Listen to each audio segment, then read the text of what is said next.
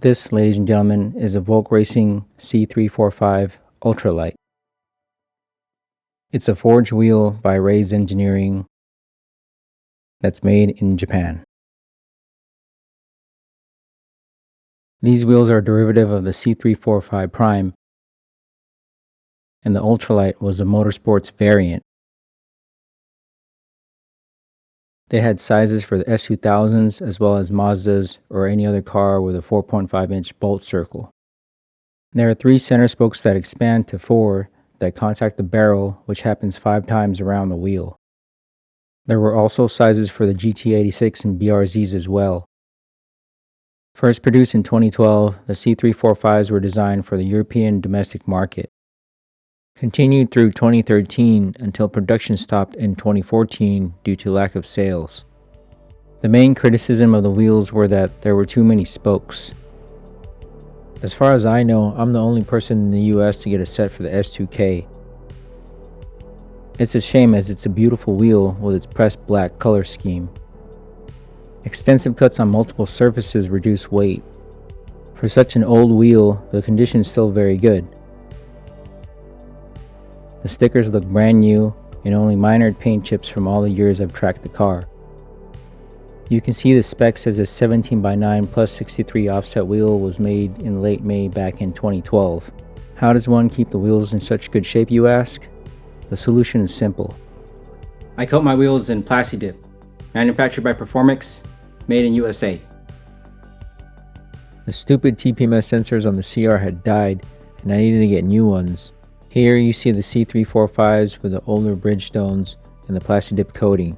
The 20 spokes of each wheel would make cleaning a chore and why I just coat them. The TPMS indicator light on the dash really annoys the hell out of me. It would be much easier to just use black tape, but I like doing things the hard way. Here I'm swapping out the OEM wheels so I can get the C345s dismounted off the Bridgestones. While the RE71Rs are super sticky, they're also extremely loud. They sound as if you're driving on all-terrain tires. That's why I had them taken off and Yokohama AO52s mounted instead. I always take my track wheels to Auto Innovations, and here are the wheels and tires prior to being swapped out. This tears the Plastidip and why you have to recoat. Back at the shop, you have to prepare for any kind of spray painting, as protecting your lungs is priority. Safety first. When spraying dark wheels, I start with white Plastidip initially. The reason is that it'll provide the contrast needed for proper coverage. If you spray black on black, you're definitely going to miss some spots. Thus the light coat just provides some contrast. When the white Plastidip dries, you can spray any other color you wish. Normally I would do a full coat of white, but I only had 1 can, so I had to spread it over 4 wheels. You have to understand the thicker the coating, the better it gets. The thinner the coating, the harder it is to remove. With all these spokes, it is much easier to cover them rather than clean them all the time. Yes folks, I am just that lazy. The white base layer makes it much easier to see all the angles. Now time for the black Plastidip. Make sure you shake the can thoroughly before each use. Here I'm pretty much spray bombing the wheel as evenly as I can. I like to get the coat nice and wet. There's other methods of applying the spray, such as waiting for each coat to dry first before coating again, but my method is much faster.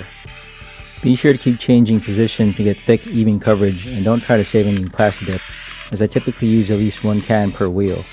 When all 4 wheels dry, the results should look something like this.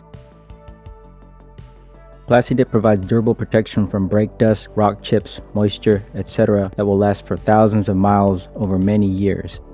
I always try to stock up on this stuff and buy as much as I can. Here I am removing the stock front 215 tire versus a 255. And you can see how much wider a square setup is.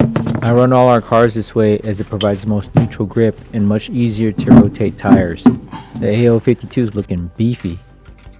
My son even wanted to give me a helping hand. S2K lug nuts are torqued to 80 foot-pounds.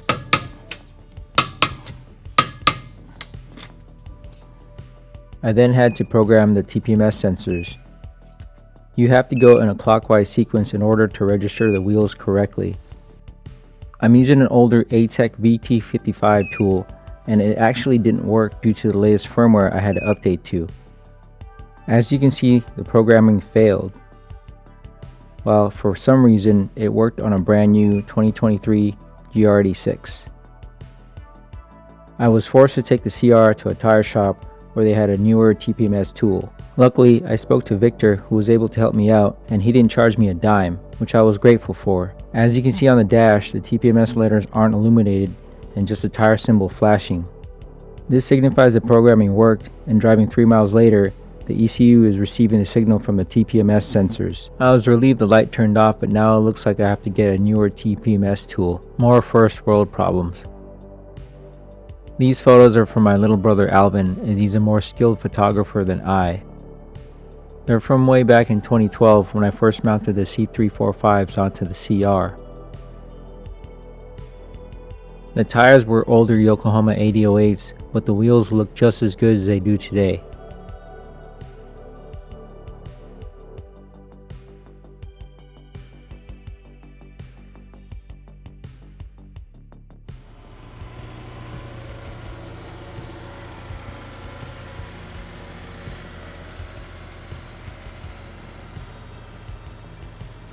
In a sea of Volk Racing CE28s and TE37s, the C345 wheels were a breath of fresh air. It's just unfortunate they never grew in popularity, as it's undoubtedly a beautiful wheel.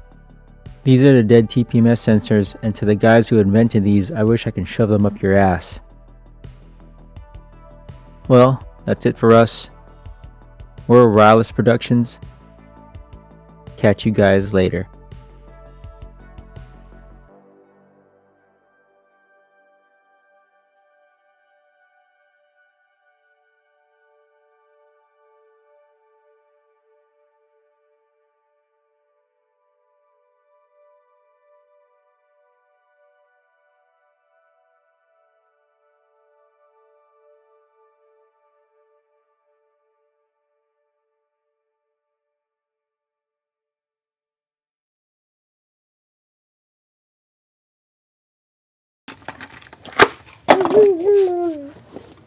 Vroom vroom.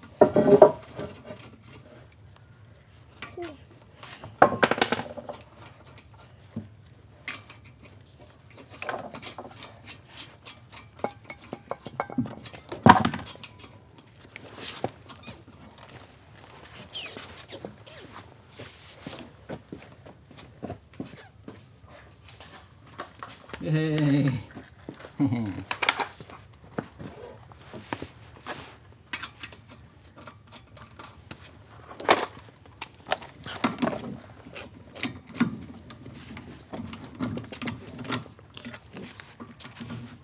You want to help?